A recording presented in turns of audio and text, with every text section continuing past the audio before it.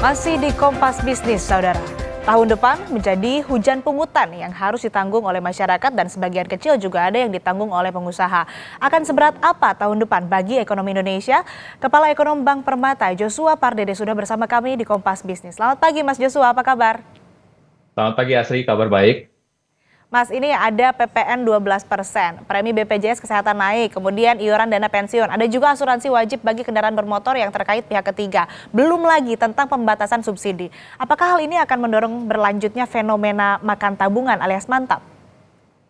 Ya, sepertinya kalau kita lihat tadi dialog sebelumnya ya, dengan adanya potensi kenaikan UMP, sementara di sisi lainnya memang adanya beberapa tambahan belanja-belanja ya, seperti ataupun potongan ataupun dari sisi pungutan-pungutan ya dari PPN naik 12% jadi 12%. Lalu juga kita lihat juga ada BPJS Kesehatan juga naik ya. Ini pun juga tentunya menjadi bagian komponen penting ya dalam hal belanja kesehatan ya, dan juga berkaitan dengan iuran dana pensiun ya. Ini juga terkait akan berpengaruh juga kepada karyawan formal yang terdaftar dalam program pensiun wajib ya, dan terkait juga dengan tadi asuransi wajib ya bagi kendaraan bermotor. Ini pun juga berpengaruh juga ya kepada pemilik kendaraan bermotor. Dan yang terakhir juga mungkin berkaitan dengan pembatasan subsidi, termasuk juga subsidi energi listrik dan gas. Jadi saya pikir ini secara keseluruhan dari berbagai pungutan tadi itu memang ini diperkirakan memang akan bisa mempengaruhi penurunan ataupun bisa mempengaruhi juga daya beli masyarakat ya, khususnya kembali lagi kelas menengah ya. Sekalipun memang ada kenaikan UMP 6,5% tahun depan, namun kita perlu cermati juga bahwa apakah kenaikan UMP tersebut bisa menangkal ataupun bisa mengkompensasi beberapa pungutan tadi. Dan saya menilai bahwa dengan adanya pungutan-pungutan tersebut, saya pikir, dan memang ini yang disasar adalah kelas menengah ya. Jadi memang ini kalau kita lihat bahwa sebagian besar pungutan tadi itu yang disasar adalah kelas menengah. Saya pikir ini akan fenomena makan tabungan ini saya pikir masih akan terus berlanjut ya, karena kondisinya adalah kita melihat bahwa tadi ada beban hidup masyarakat makin meningkat dengan adanya pungutan tadi, lalu juga dari sisi ketidakpastian ekonominya juga masih relatif cukup tinggi ya, dengan kondisi global, kemenangan Trump, lalu juga dengan potensi penurunan suku bunga Fed tahun depan pun juga makin terbatas ya. Jadi saya pikir, dan kemarin juga dari pertemuan tahunan Bank Indonesia pun juga mengindikasikan bahwa stance kebijakan moneter Bank Indonesia pun juga cenderung waspada, berhati-hati. Jadi artinya tentu ini mengindikasikan bahwa masih ada indikasi bahwa dari sisi konsumsi masyarakat pun juga diperkirakan pun juga masih akan wait and see, dan juga khususnya dengan adanya pungutan-pungutan tadi. Artinya fenomena mantap masih akan ada ya, meskipun ada UMP naik 6,5%, tapi nggak cukup karena ada pungutan-pungutan tadi yang harus ditanggung begitu. Nah, kita beralih ke data inflasi, Mas Joshua. Secara tahunan kan inflasi berada di level paling rendah 1,55%. Ini tipis sekali di atas batas bawah target pemerintah, yaitu 2,5% plus minus 1%. Lalu bagaimana bisa memaknai data inflasi yang rekor paling rendah 3 tahun terakhir ini? Iya, kita juga perlu membaca data inflasi ini dengan objektif ya, bahwa tahun lalu kita perlu ingat juga bahwa tahun lalu itu di akhir tahun lalu ada fenomena El Nino ya. Jadi harga pangannya cenderung meningkat, sehingga ini membuat dampak high base effect ya, ataupun basisnya cenderung relatif tinggi di akhir tahun lalu, sehingga makanya dampaknya di beberapa bulan terakhir ini tadi juga disebutkan bahwa 5 bulan sebelumnya kita melalui deflasi bulanan itu sangat wajar ya, karena di tahun sebelumnya, di tahun 2023 itu memang inflasi, khususnya inflasi kelompok pangan itu cenderung trennya sedang meningkat. Nah, sedangkan dalam beberapa bulan terakhir ini fenomena El Nino itu sudah mulai mereda ataupun berkurang ya, sehingga makanya sangat wajar sekali produksi sudah mulai meningkat ya. Kemarin Presiden mengatakan bahwa stok pangan pun juga, stok beras pun juga memadai, mencukupi, bahkan diharapkan tidak memerlukan lagi impor beras gitu ya. Jadi saya pikir ini kan sangat nyata bahwa produksi pangan kita meningkat, sehingga inflasi pangan pun juga menunjukkan tren penurunan ya. Jadi saya pikir saya melihat bahwa ini terendahnya inflasi ini tadi ada dua faktor, high base effect akibat fenomena El Nino, dan juga di sisi lain memang di tahun ini tadi ada peningkatan produksi pangan, khususnya apa namanya tanaman pangan, sehingga inilah yang menyebabkan inflasi tahunan ya sampai dengan bulan November yang dirilis BPS kemarin ini masih relatif rendah 1,55%. Ya, namun kalau kita melihat secara tahun kalender ini masih di kisaran 1,12%. Namun kita perlu cermati bahwa di akhir tahun itu biasanya ada Natal tahun baru sehingga memang ada kecenderungan juga bahwa belanja masyarakat pun juga cenderung meningkat ya sehingga kami melihat bahwa di akhir tahun ini pun juga mestinya ada sedikit peningkatan namun memang kami melihat bahwa inflasi akhir tahun ini masih akan tetap di bawah 2% ya jadi memang dengan rendahnya inflasi tersebut memang terdapat ruang ya penurunan suku bunga BI ya namun di sisi lainnya seperti yang disampaikan juga dalam pertemuan tahunan BI minggu lalu bahwa ya fokus BI pun juga bukan hanya inflasi tapi juga ada stabilitas nilai tukar rupiah yang tadi yang kami sampaikan bahwa ada gejolak dari globalnya juga ya sehingga makanya ini pun juga tentunya bagaimana arah suku bunga Bank Indonesia ke depannya akan sangat dipengaruhi lagi oleh bagaimana pergerakan nilai tukar rupiah sekalipun memang rendahnya inflasi ini memberikan ruang sebenarnya untuk penurunan suku bunga bank sentral.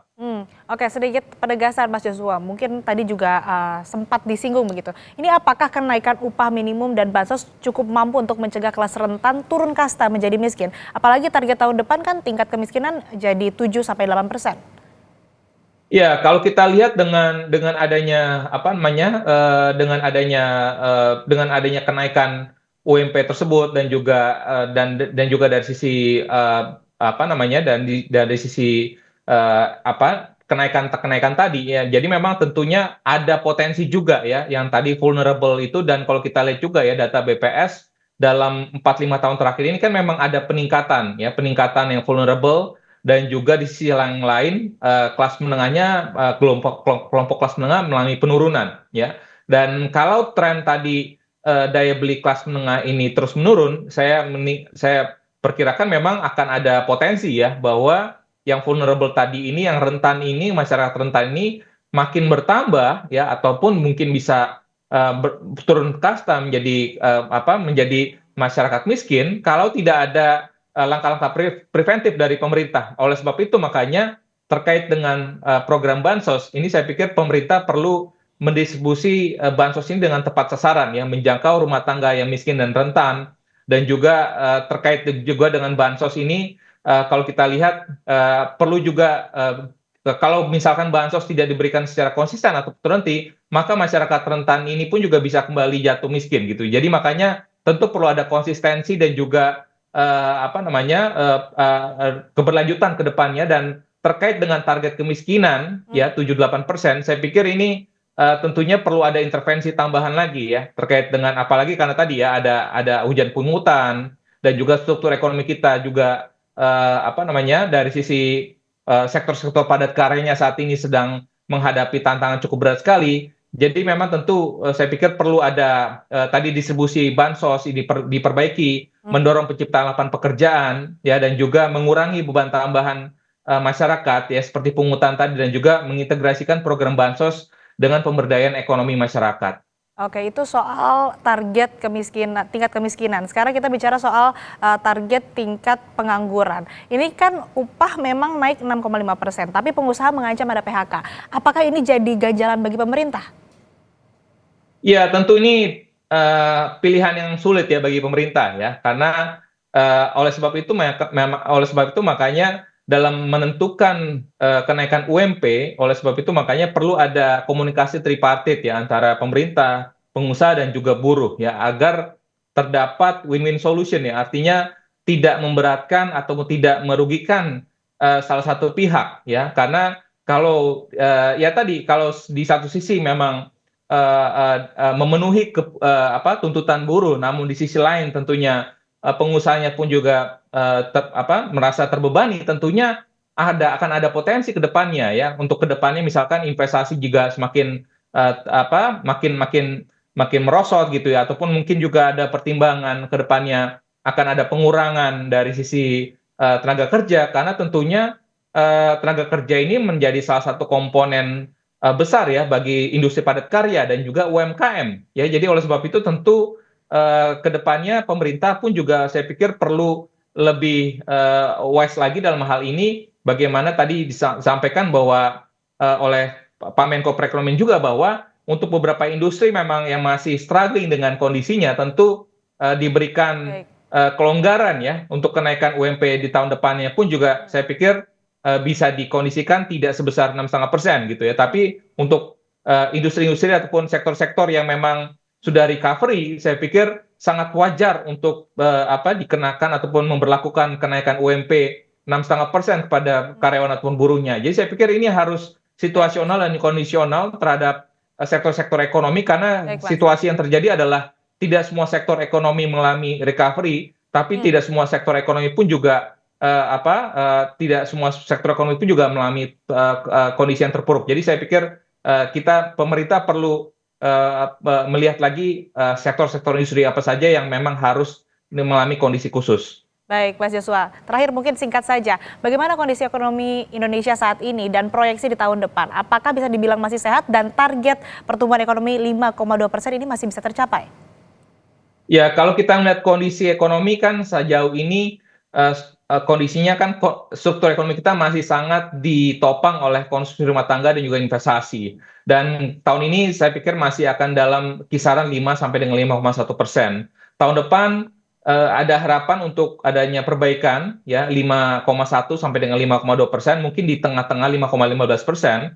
Namun itu dengan banyak catatan ya, artinya karena kondisi global eksternalnya sangat tidak mendukung ya, karena China melambat, ekonomi Amerika melambat, tentunya apalagi dengan potensi trade war ya, perang dagang 2.0 dengan kebijakan Trump 2.0, tentunya ini tidak menguntungkan buat kinerja ekspor kita ke depannya. Namun bagaimana kondisi tadi, momentum itu bisa kita manfaatkan untuk kita bisa menarik, merelokasi ataupun menarik investasi, relokasi perusahaan-perusahaan dari ataupun pabrik-pabrik dari China misalkan, untuk yang tadinya yang mau keluar dari China ini bisa kita tarik ke Indonesia. Karena pada saat kondisi 2019, pada saat perang dagang pertama itu, pada saat periode pertamanya Trump, itu banyak investasi yang larinya adalah ke Vietnam. Jadi bagaimana kita bisa memanfaatkan momentum dari perang dagang Trump ke depan gitu ya. Jadi saya pikir dengan adanya potensi itu dan juga makan bergizi gratis, itu saya pikir juga menjadi salah satu kunci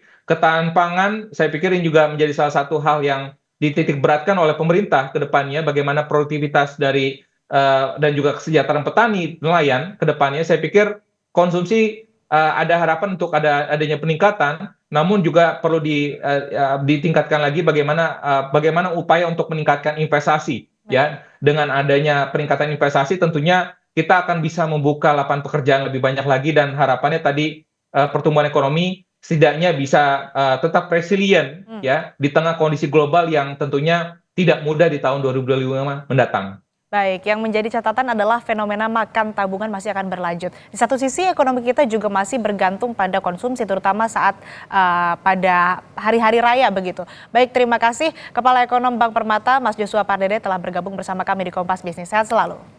Terima kasih.